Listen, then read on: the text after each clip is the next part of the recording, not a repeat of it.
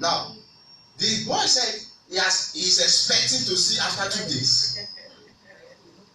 The crisis did not come. A week, it did not come. The second week, it did not come.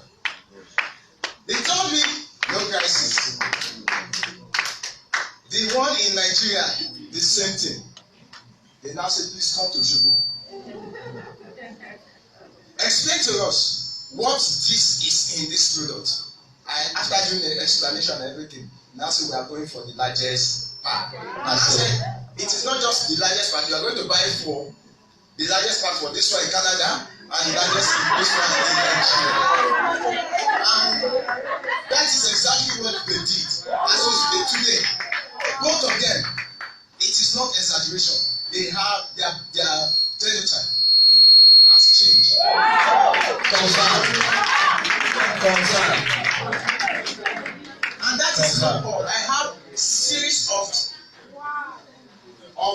testimonies. In fact, they put me in their book.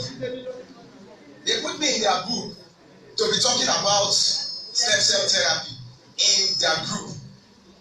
As we speak today, the largest group of sickle cell, I'm in that group. Fantastic. Thank you very much. Thank you very much.